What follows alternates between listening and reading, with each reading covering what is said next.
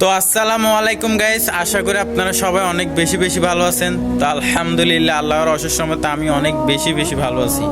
তো আজকে আমি আরেকটা ভিডিওতে আপনাদের সামনে আসলাম। অনেক দিন পর ভিডিও করতেছি জানি, বাট আজকের ভিডিওটাও আমি কোনো সূরা বা তাফসীর নিয়ে করতেছি না। আজকের ভিডিওটা যেহেতু এখন আমাদের 12 রবিউল আউয়াল চলতেছে, আমাদের বিশ্বনবী মুহাম্মদ সাল্লাল্লাহু আলাইহি ওয়াসাল্লামের জন্মদিবস চলতেছে, যার জন্য আমি জাস্ট কিছু কথা বলবো যেটা আমাদের সমাজে এখন অনেক কাবজাপ লেগে গেছে, যেহেতু এই মিলাদুন নবীটা নিয়ে।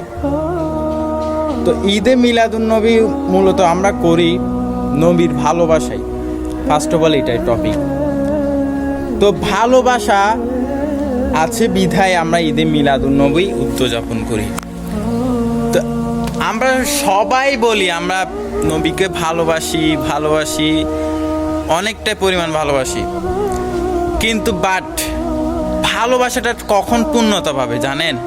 আমি একটা কথা বলি, আমরা মুসলমানরাই, বিশেষত আমি হই, আমার এলাকার মানুষ হোক, ফ্যামিলির মেম্বার হোক, আমরা নবীকে তখন বলতে পারবো যে আমি বিশ্বনবীকে ভালোবাসি, তখন আমার ভালোবাসাটা পূর্ণতা পাবে যখন আমি বিশ্বনবীর সুন্নত মোতাবেক চলবো। আমার ডাইরেক্ট কথা। কারণ আমরা বিশ্বনবী মুহাম্মদ সাল্লাল্লাহু আলাইহি ওয়াসাল্লামের একটা সুন্নত কেউ ধরে রাখতে পারি না, জীবনে তার সুন্নত অনুযায়ী চলতে পারি না, কিন্তু আমরা বলি তাকে আমরা ভালোবাসি। আর মূলত কথা হচ্ছে এই ভালোবাসার কোনো দামই নেই। আমার কথা সোজাই, এই ভালোবাসার কোনো দাম নাই। আপনি মুখে বলে কোনো লাভও নাই, আপনি ঈদে মিলাদুন নবী করেও কোনো লাভ নাই। বিশ্বনবীকে তখন আপনি সঠিকভাবে ভালোবাসবেন, বিশ্বনবীকে তখন আপনি আপনাকে মুখে বলতে হবে না, আপনার কাজে প্রমাণ পাবে যে আপনি বিশ্বনবী মুহাম্মদ সাল্লাল্লাহু আলাইহি ওয়াসাল্লামকে ভালোবাসেন নাকি ভালোবাসেন। আপনাকে লোক ডেকে এনে বা মিলাদ উদযাপন করে বা মুখে মুখে বলতে হবে না, আপনার কাজে প্রমাণ পাবে যে আপনি কি বিশ্বনবী মুহাম্মদ সাল্লাল্লাহু আলাইহি ওয়াসাল্লামকে ভালোবাসেন নাকি ভালোবাসেন না। আচ্ছা, আপনি একটা কথা চিন্তা করেন, সকাল যখন আপনি ঘুম থেকে উঠেন আবার যখন রাতে ঘুমাতে যান, এই পুরো দিনটাই আপনি কি বিশ্বনবী মুহাম্মদ সাল্লাল্লাহু আলাইহি ওয়াসাল্লামের সুন্নত মোতাবেক চলেন? আমাকে এই প্রশ্নটা উত্তর দেন। আপনি যদি বলেন যে হ্যাঁ আমি তার প্রতিটা কাজের ক্ষেত্রে তার সুন্নত পালন করি, আমি মেনে নিব যে ভাই আপনি আসলে বিশ্বনবী মুহাম্মদ সাল্লাল্লাহু আলাইহি ওয়াসাল্লামকে ভালোবাসেন। আর আপনি যদি বলেন কিছু জায়গায় মানি কিছু জায়গায় মানি না, আমি বলবো যে তাহলে আপনি বিশ্বনবীকে কখনো ভালোবাসেননি। কারণ বিশ্বনবী মুহাম্মদ সাল্লাল্লাহু আলাইহি ওয়াসাল্লামকে যদি ভালোবাসতে চান, তাহলে সে যেভাবেই চলেছে জীবনে, তার জীবনের আদর্শটাকে আপনার ঘরে বাস্তবায়ন করতে হবে, আপনার জীবনে বাস্তবায়ন করতে হবে, আপনার পোশাকে বাস্তবায়ন করতে হবে, আপনার আখলাকে বাস্তবায়ন করতে হবে, আপনার প্রতিটা ক্ষেত্রে, কাজের ক্ষেত্রে হোক, বিভিন্ন ক্ষেত্রে হোক, সামাজিক ক্ষেত্রে হোক, বাস্তবায়ন করতে হবে বিশ্বনবী মুহাম্মদ সাল্লাল্লাহু আলাইহি ওয়াসাল্লামের সুন্নাহ। তখন আমি মানবো যে আপনি বিশ্বনবী মুহাম্মদ সাল্লাল্লাহু আলাইহি ওয়াসাল্লামকে ভালোবাসেন। কিন্তু আপনি নবীর একটা আপনার গায়ে সুন্নত নাই, নবীর সুন্নত অনুযায়ী আপনি জীবনে চলেন না, কিন্তু আপনি মুখে বলেন যে আমি বিশ্বনবী মুহাম্মদ সাল্লাল্লাহু আলাইহি ওয়াসাল্লামকে ভালোবাসি, আমি বলবো যে ভাই সেটা শুধু আপনার মুখের কথা, আসলে এটা কিছুই না। আর কেউ একজন যদি আমার সামনে দেখি যে সে বিশ্বনবীর প্রতিটা সুন্নত তার জীবনের সাথে মিলিয়ে চলে, বিশ্বনবীর সুন্নত সে চলে, তাহলে তাকে মুখ দিয়ে বলতে হবে না, আমি বুঝে নিব যে সে বিশ্বনবী মুহাম্মদ সাল্লাল্লাহু আলাইহি ওয়াসাল্লামকে এত পরিমাণ ভালোবাসে, যার জন্য সে প্রতিটা জীবনের ক্ষেত্রে, এক কাকের ক্ষেত্রেই আমরা বিশ্বনবীকে সে ভালোবাসে। তো এই জন্য বলতেছি যে বিশ্বনবী মুহাম্মদ সাল্লাল্লাহু আলাইহি ওয়াসাল্লামকে ভালোবাসতে হলে তিনি যেভাবে জীবনে চলেছেন, প্রতিটা কাজের ক্ষেত্রে তিনি যেভাবে উপদেশ দিয়েছেন, বিশ্বনবী মুহাম্মদ সাল্লাল্লাহু আলাইহি ওয়াসাল্লাম যেভাবে তার ঘর সাজিয়েছেন, যিনি যেভাবে তার জীবনকে সাজিয়েছেন, তিনি যেভাবে নিজের লেবাস করেছেন, তিনি যেভাবে চলেছেন, তিনি যে উপদেশ দিয়েছেন, তিনি যে উপদেশ থেকে বিরত থাকতে মানা করেছেন, ওই সব কিছু যদি মেনে আপনি জীবনে চলেন, তাহলে আমি মনে করবো যে আপনি নবীকে আসলেই ভালোবাসেন। কিন্তু আপনি যদি নবীকে ভালো না বেশি যদি বলেন আমি বিশ্বনবীকে ভালোবাসি তাই আমি মিলাদুন নবী উদযাপন করছি, আমি বলবো যে আপনার এই মিলাদুন নবী কোনো লাভ নাই, আর আপনার এই ভালোবাসার কোনো মূল্য নেই। কারণ মূলত কথা হচ্ছে যে বিশ্বনবী মুহাম্মদ সাল্লাল্লাহু আলাইহি ওয়াসাল্লামকে ভালোবাসতে হলে সোজা কথা তার সুন্নতের উপর চলতে হবে। তিনি যেভাবে চলতে বলছেন সেভাবে চলতে হবে, তিনি যেটা মানা করেছেন সেটা মানা। তিনি যেটা সত্যি বলে করতে বলছে এটা করতে হবে, যেটা সামাজিকের বিপরীত হলো করতে হবে। তখন আমি মনে করবো যে আপনি বিশ্বনবী মোহাম্মদ সাল্লাল্লাহু আলাইহি ওয়াসাল্লামকে ভালোবাসেন। তো এখন আমি বলি, আপনি বলেন যে আমি বিশ্বনবী মোহাম্মদ সাল্লাল্লাহু আলাইহি ওয়াসাল্লামকে অনেক ভালোবাসি, তাই আমি ঈদে মিলাদুন্নবী করি। কিন্তু আমি এমনও সিন দেখি সেলুনে গেলে, হ্যাঁ হ্যাঁ দাড়ি, বিশ্বনবী মোহাম্মদ সাল্লাম কি ক্লিন শেপ মারছিল? আপনি বলেন, আপনি বিশ্বনবী মোহাম্মদ সাল্লাল্লাহু আলাইহি ওয়াসাল্লামকে ভালোবাসেন, তো আপনি বলেন বিশ্বনবী মোহাম্মদ সাল্লাল্লাহু আলাইহি ওয়াসাল্লাম ক্লিন শেপ মারছিল? যে না, আমার বয়স তো এখনো বেশি হয় নাই, বয়স হলে তখন দাড়ি রাখবো আর কি, এখন কি দাড়ি রাখার বয়স হয়েছে নাকি? নাউজুবিল্লাহ মিন যালিক। বিশ্বনবী মোহাম্মদ সাল্লামের প্রতিটা ক্ষেত্রে মাথা থেকে পা পর্যন্ত বিশ্বনবী মোহাম্মদ সাল্লাল্লাহু আলাইহি ওয়াসাল্লামের সুন্নাত মোতাবেক পোশাক পরেন। বিশ্বনবী মোহাম্মদ সাল্লাল্লাহু আলাইহি ওয়াসাল্লামের সুন্নাত মোতাবেক যে যে লেবার্সে চলতে, তিনার যে দিন ছিল সে দিনের উপর চলেন। তিনি যেভাবে আমল করতে বলছে ওইভাবে আমল করেন, তিনি যেভাবে সংসার সাজাতে বলছে ওইভাবে সাজান।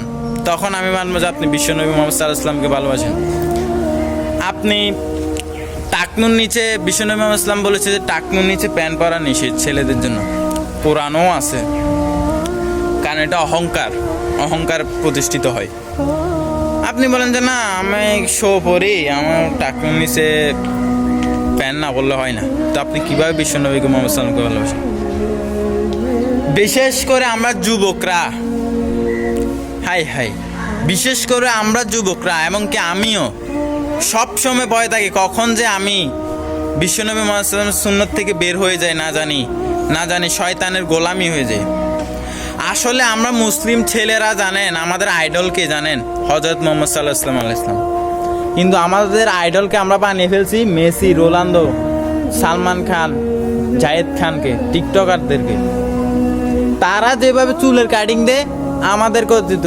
বিশ্বনবী এমন কেউ কি দেখাতে পারবে যে আমি বিশ্বনবী মোহাম্মদ সাল্লাল্লাহু আলাইহি ওয়াসাল্লামকে ভালোবেসে এনে চুলের কাটিং দিছি? একটা কেউ দেখাতে পারবে? দেখাতে পারবে না। আমি বিশ্বনবী মোহাম্মদ সাল্লাল্লাহু আলাইহি ওয়াসাল্লামের মতো চুলের কাটিং কি দিছেন কেউ? এমনি মুখে বলতেছেন যে আমি বিশ্বনবী মোহাম্মদ সাল্লাল্লাহু আলাইহি ওয়াসাল্লামকে ভালোবাসি তাই মিলাদ করি। দেন তো হচ্ছে যে রোনালদোর কাটিং, মেসির কাটিং, এর বাদ দিয়ে আরও যারা টিকটকার আইডল আছে তাদের কাটিং। তাহলে কিভাবে আপনি নবীকে ভালোবাসেন যার চুলের কাটিংয়ে আপনি দিতে লজ্জা পান?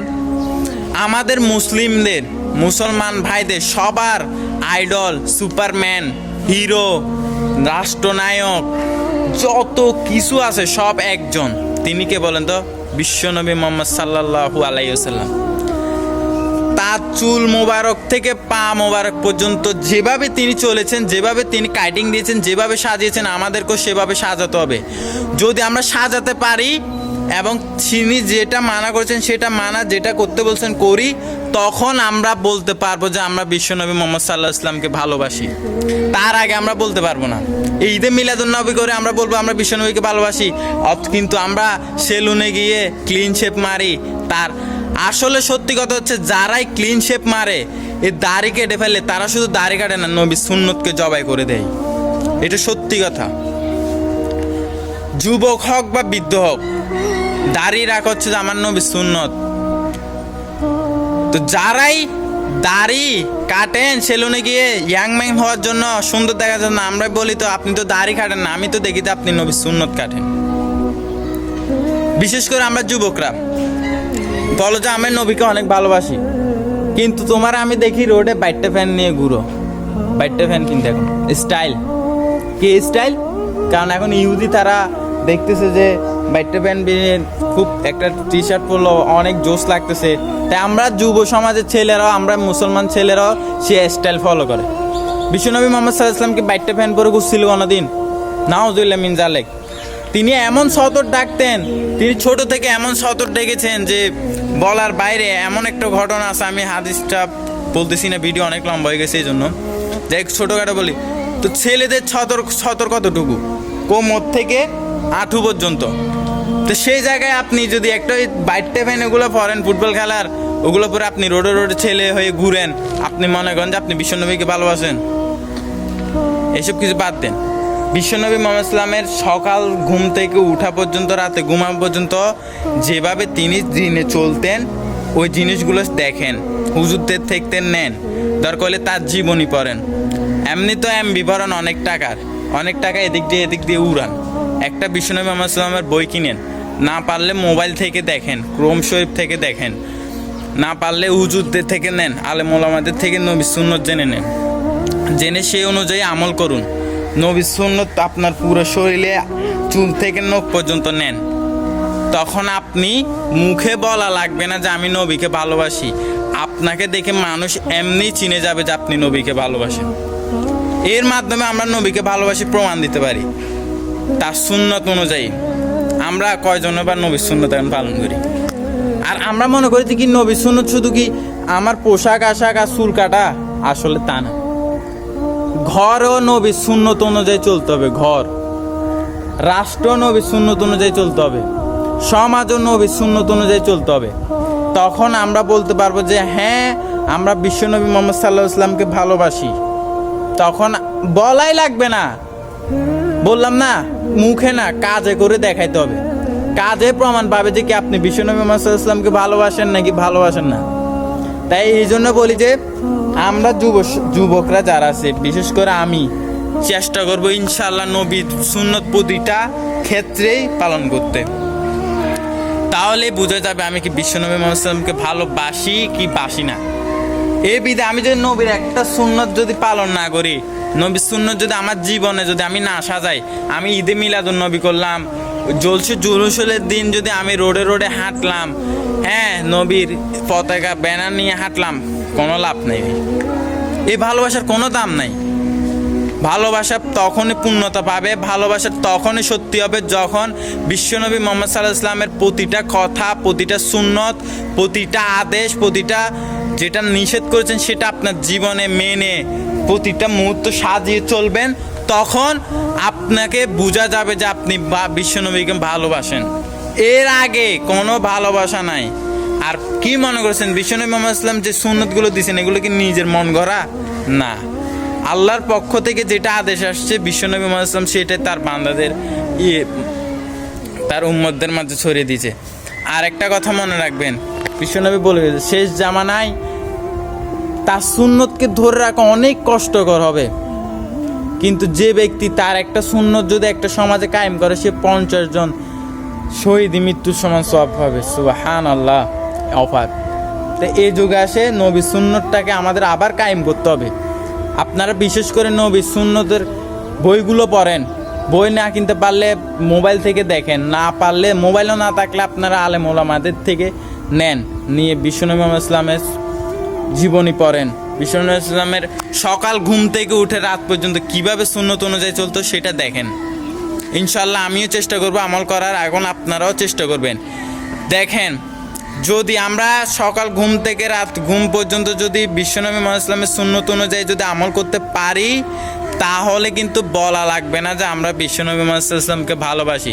তাহলে অটোমেটিকলি মানুষ জানবে, মানুষকে দেখানো বলার কোনো দরকার নেই, মানুষ আপনার লেবাসে বুঝে যাবে যে আপনি বিশ্বনবীকে ভালোবাসেন কি ভালোবাসেন না। তো এই জন্য বলতেছি আমরা শুধু মুখে প্রকাশ করলে হবে না, কাজে করে দেখাতে হবে। কাজে করে দেখাতে হবে, তখনই বুঝবো যে আমরা বিশ্বনবী মুহাম্মদ সাল্লাল্লাহু আলাইহি ভালোবাসি। আর আমি বেশি কথা বলতে পারতেছি না, কারণ যেহেতু আমার একটা অ্যান্ড্রয়েড মোবাইল, বেশিক্ষণ ভিডিও ধারণ করা যায় না, এডিটে একটু কষ্ট হয়।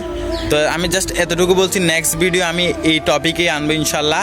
বিশ্বনবী মুহাম্মদ ইসলামের ঘুম থেকে রাত পর্যন্ত সুন্নত অনুযায়ী, যেহেতু এটা বিশেষ আমল, তো আমি নেক্সট ভিডিও করতেছি সুন্নত অনুযায়ী।